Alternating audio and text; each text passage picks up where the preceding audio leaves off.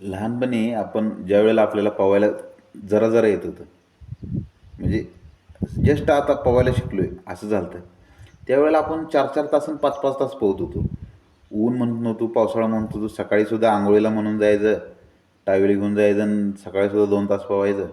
दुपारीसुद्धा ऊन पडलेलं आहे आणि थकलेली म्हणून जायचं आणि 4-4 तास पोहायचं. पोहून असं बाहेर आल्यावर असं सगळं म्हणजे इतकं डोळ्यात पाणी हिवून असं वाटायचं की थोडं धुसर दिसायचं. म्हणजे जे पवले जे लहानपणी ज्यांनी मस्ती केली आहे पोहताना, जास्त 4-4 तास पोहले ते रिलेट करू शकतील मी काय म्हणतोय ते. असं विहिरीच्या बाहेर आला तर सगळं धुसर दिसायचं. म्हणजे इतकं पोहायचं.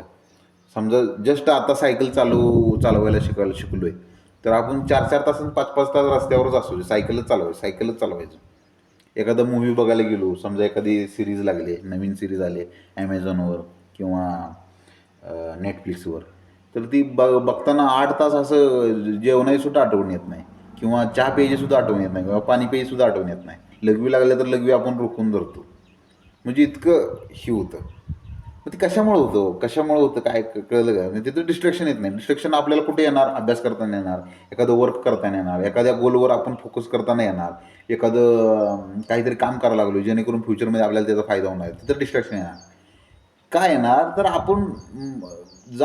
आपण आपलं क्षेत्र निवडलं नाही ते. कुणीतरी दुसऱ्याने सांगितलं की तुला इंजिनिअर व्हायचं आहे, दुसऱ्याने सांगितलं तुला डॉक्टर व्हायचं आहे, दुसऱ्याने सांगितलं तुला बिझनेसमॅन व्हायचं आहे. म्हणून ते त्यांनी लादलंय आणि ते आपण करायला लागलोय. त्यांनी स्क्रिप्ट तयार केली आहे आणि आपण ते ॲक्टर आहे आणि आपण ते किरदार निभवायला लागलोय. म्हणून ते आपल्याला कष्ट वाटायला लागले. ते ट्राय करताना आपल्याला हार्ड वर्क करायला लागलं असं वाटायला लागले. ते पोहताना, ते सायकल चालवताना, ते सीरीज, मूव्ही बघताना आपल्याला तिथं हार्ड वर्क वाटत नाही. का वाटत नाही?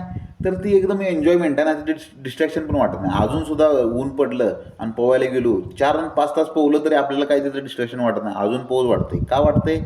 तर ते क्षेत्रच तसं आहे. मग असं क्षेत्र तुमचं कुठं आहे की जिथं तुम्ही 100-200% देऊ शकता. जिथं हारला तरी तुम्हाला वाटणार नाही बाबा हारलोय, ही एक गेम आहे. अजून आपण उठून प्रयत्न केला तर अजून आपण जिंकू शकतो. जिंकण्याची पॉवर आपल्याकडे आहे. असं कुठलं क्षेत्र आहे तुमचं? तर ते क्षेत्र निवडा. ना की दुसऱ्याने सांगितले म्हणून ते क्षेत्र निवडून त्यात प्रयत्न करण्याचा प्रयत्न करा. म्हणजे ट्राय करा, हे करा. तिथं तुमचं नशीब आजमा. समजा सश्याला तुम्ही जर सांगितलं की तिथं पाणी आहे, नदी आहे, नदीत जा आणि त्या माशासोबत शर्यत लाव.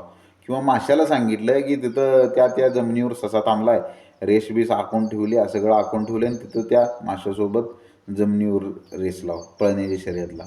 ससा जमिनीवर हारणारच आहे हो. आणि नाही, ससा पाण्यात हारणारच आहे आणि मासा जमिनीवर हारणारच आहे.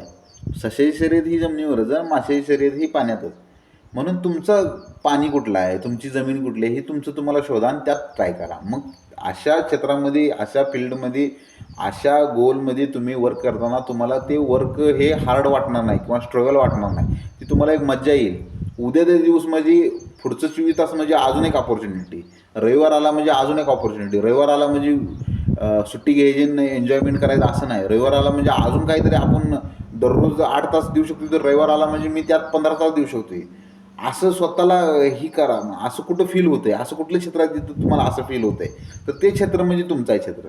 आणि त्या क्षेत्रामध्ये तुम्ही पूर्ण 200% द्या तुमचं. 101%, 200% म्हणा, 150% म्हणा, काय कुठला टक्केवार म्हणा, पण त्यात तुम्ही द्या. जिथं तुम्हाला थकवा जाणवत नाही, जिथं तुम्हाला वाटत नाही बाबा हां बाबा घाम आलाय, आता बस बाबा आता झोप लागली ना आता झोपू, असं वाटत नाही. तिथं तुम्ही, ती तुमचं क्षेत्र आहे, तिथंच तुम्ही तुमची गांड घासा.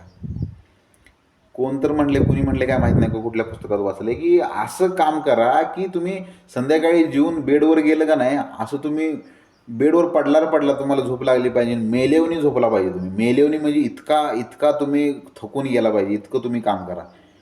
पडलं बेडवर असं मरून मरून गेलाय अशा टाईपनं झोपा तुम्ही. म्हणजे एवढी चांगली झोप लागायला तुम्हाला एवढं कष्ट करावं लागेल. ते कष्ट कुठं करावं लागेल? तुमच्या क्षेत्रामध्ये करावं लागेल. असं क्षेत्र तुमचं निवडा जिथं तुम्ही जे करायला लागले ते तुम्हाला कष्ट वाटणार नाही. तिथं तुम्ही हारला तरी तुम्हाला वाटेल की ही एक गेम आहे. तुम्ही अजून उठू शकता ना, अजून एखादं ट्राय करू शकता ना, अजून जिंकू शकता. डिप्रेशन येणार नाही, एन्झायटी येणार नाही. तुम्ही करत राहणार, ती प्रोसेस तुम्हाला आवडेल. असं क्षेत्र निवडा आणि त्यात तुम्ही दैदिप्यमान प्रगती करा. तुम्हाला तिथं मग मोटिवेशनची गरज नाही, तिथं कोणी गायडन्सची गरज नाही, तिथं कुठल्या व्हिडिओ ऐकण्याची गरज नाही, तिथं कोणी येऊन तुम्हाला साथ देण्याची गरज नाही. तुम्ही तुमचं तुम्हाला पर्याय शोधून काढता आणि तुमचं तुम्हाला तुम्ही ऑप्शन शोधून काढता आणि तुम्ही बरोबर पुढं जाण्याचा मार्ग तुमचं तुम्हाला कळतोय आणि तुम्ही बरोबर पुढं जाताय. असं क्षेत्र निवडा.